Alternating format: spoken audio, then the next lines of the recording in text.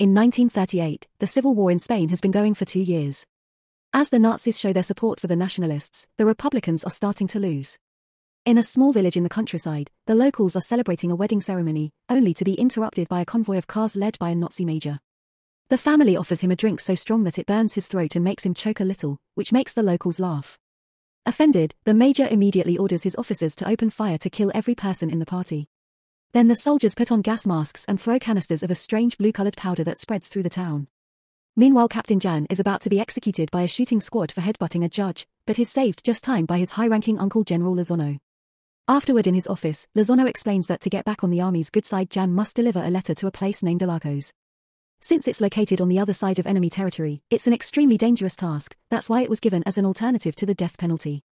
Jan has no choice but to accept the mission, and since he can't drive, a boy named De Cruz will be his driver. He's also being punished because he fled during a battle and is now seen as a coward. On their way out, Jan sees a soldier friend that recently lost his hand, so he shares a cigarette with him before he's taken into a German train with a weird symbol led by the Nazi major. After a few hours of driving, Jan and De Cruz find the road blocked by German soldiers.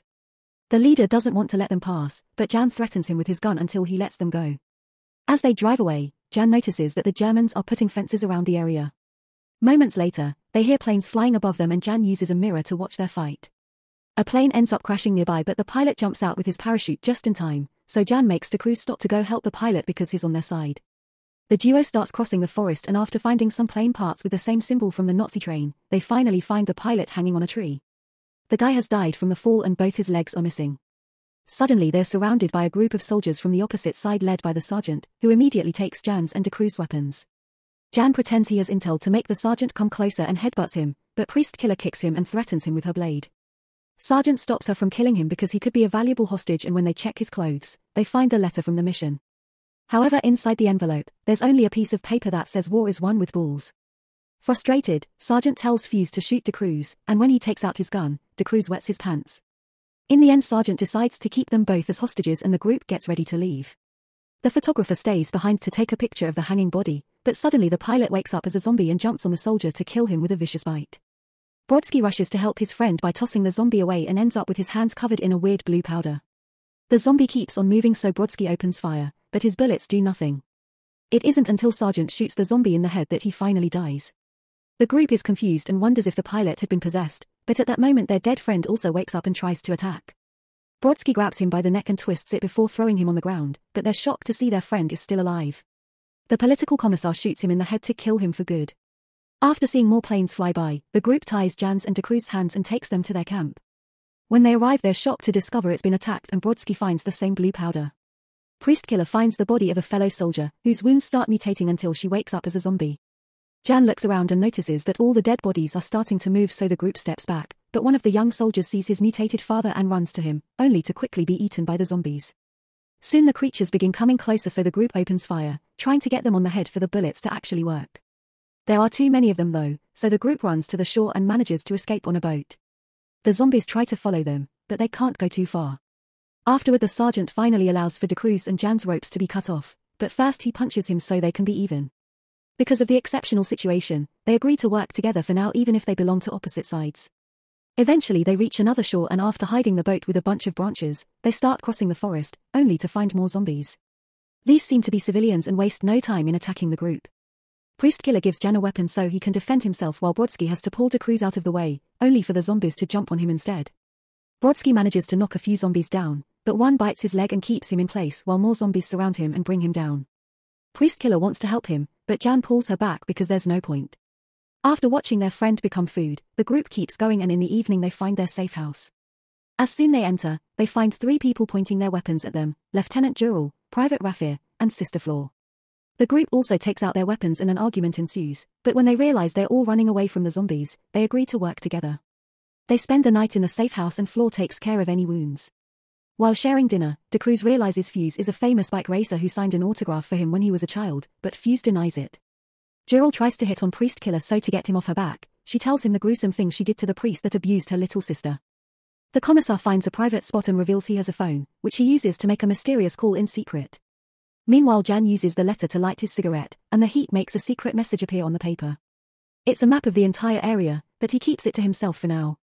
Afterward, he also tries to hit on Priest Killer, but she rejects him too and notices his hands aren't worn off from labor or fighting, causing him to confess he's just a lawyer. Later in the night, they hear a wolf crying in pain and look out the window to discover a zombie approaching the house. Rafiya immediately kills it with a shot, but soon a horde shows up and approaches the house too. The group gathers their things to leave, but the zombies begin reaching through the windows and grab Priest Killer, who quickly frees herself using her blade. They're starting to open the door too, so they rush to block it with a heavy box before escaping through the back door. As the zombies open the door and get inside, Fuse lights up some dynamite and throws it at them before leaving, effectively blowing up the house with all the monsters inside. After a few hours of walking through the forest, the group finds electric fences with a bunch of zombies stuck on them. One of these electrocuted zombies is Brodsky, so Jan gives him a mercy shot. Afterward, Jan shows the others the map, which is written in German. It seems that the Nazis knew about the zombie hordes coming out of the valley and calculated the time and direction these hordes would take, so they put up fences to stop them. This makes the group think the Nazis are responsible for the experiment that created the zombies in the first place. Since they're inside the fenced area, they have no way to escape. The team decides to look for the location marked with an X on the map to investigate what's going on. Moments later, they find the village from the beginning, but they don't see anyone around, just a destroyed party covered in blue powder. While De Cruz begins working on fixing a truck, Priest Killer notices lights in the church, so they go inside, only to discover a rather disturbing lab. Among all the blood-covered tools, there's a container with the same symbol from the train. Suddenly they hear a noise and find a woman coming out of hiding. It's Anna, the bride from the wedding. She explains that when the Nazis opened fire, she was saved by her husband falling on top of her. Then they threw the blue powder, and Anna used the distraction to hide. Soon she heard the dead people moving again and the Nazis laughing while watching from afar. Every now and then they would capture some zombies and bring them into the church, where they put up a lab to experiment on them. All of a sudden there was an explosion and the blue powder started to spread, and then there were Nazi zombies too. The few survivors tried to escape, but they never stood a chance.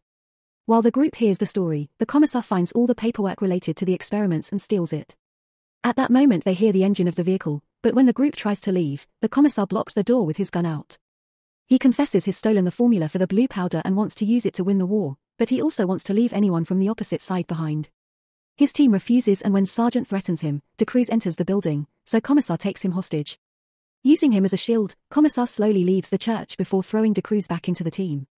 However, before he can shoot, a horde of zombies jumps on him to eat him. Flor immediately closes the door and reveals she knows this church, so she guides them to the back where a secret underground tunnel hides behind another door. As the group rushes through the tunnel, Anna suddenly transforms into a zombie and attacks Dural. The others push her away from him, and as they struggle, Anna bites Rafiya on the foot. He kicks her away, and while Dural holds her down, Priest Killer shoots her in the head.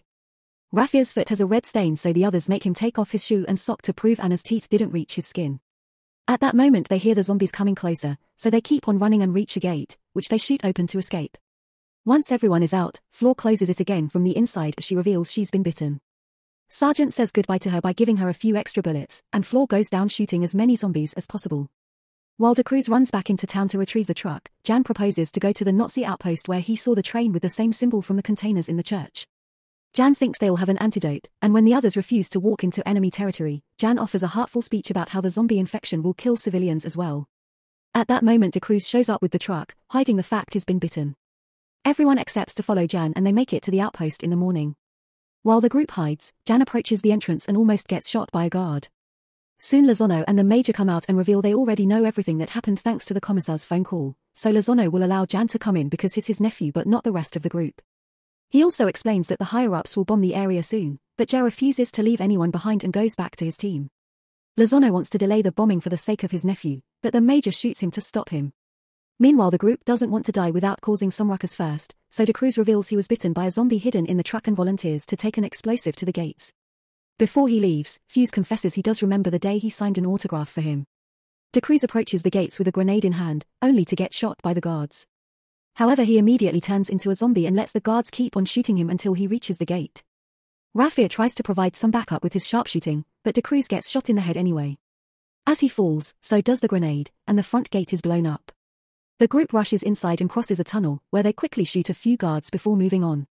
Soon they find the train, where everyone is getting ready to leave the outpost before the bombing starts. Jan wants to find the antidote, but Fuse and Dural aren't interested in saving the world and mingle with the crowd, hoping to escape. At that moment the zombies come out of the tunnel too and the Nazis get busy trying to fight them, so the rest of the group starts making their way further inside. A zombie manages to find them and tries to attack, but is shot down by Rafiya, who has climbed on top of the train. The room has become a vicious bloodbath, so Rafiya decides to stay on the train to provide cover while Jan, Sergeant, and Priest Killer run ahead. They also keep encountering zombies, so they shoot whoever gets in their way. Nearby Dural is also shooting zombies down and soon runs out of bullets, so he thinks of fighting with his fists. Rafiya uses a few bullets to save him too, only to suddenly get dragged down by another zombie. Terrified, Dural runs to hide inside a truck at the same time that Fuse does the same. As they proceed to bond over missing their wives, they look in the mirror and notice that the back of the truck is filled with explosives. Fuse has some dynamite left, so Dural lights it up with his cigarette and the guys go down with a huge explosion, bringing a bunch of zombies with them. Back to the trio, they finally find the train car with the symbol, so Sergeant decides to find the engine to drive the train out while Jan and Priest Killer look for the antidote. Inside the train they find the Major, who just gave himself an injection. Jan thinks he wasted the antidote, but the Major explains there isn't one. He proudly admits he created the powder and gets excited when his body starts transforming, but Priest Killer immediately shoots him in the head. At that moment the zombies start pounding the door and Jan steps back, only to find a chained zombie behind a curtain that bites his hand. Wasting no time, Priest Killer shoots the zombie and then amputates Jan's hand to prevent him from transforming. As soon as it falls, the hand mutates. Then the zombies manage to open the door and get inside, so Jan and Priest Killer take shelter inside a small compartment. At the engine, Sergeant manages to get the train going, but is soon surrounded by zombies. After shooting a few, he uses the last bullet to self-delete and avoid becoming a zombie too. As the train leaves the tunnel, a bunch of planes finally bomb the area, killing all the zombies while Jan and Priest Killer kiss. Moments later, Rafiya wakes up and is surprised to see the train has safely escaped the area. Jan and Priest Killer are also fine thanks to the protection of the compartment. Eventually they get off the train and Jan offers Priest Killer to come with him, but she turns him down and chooses to go to France instead. As she leaves, she refuses to tell Jan her name. Back on the train, a dead soldier's hand moves.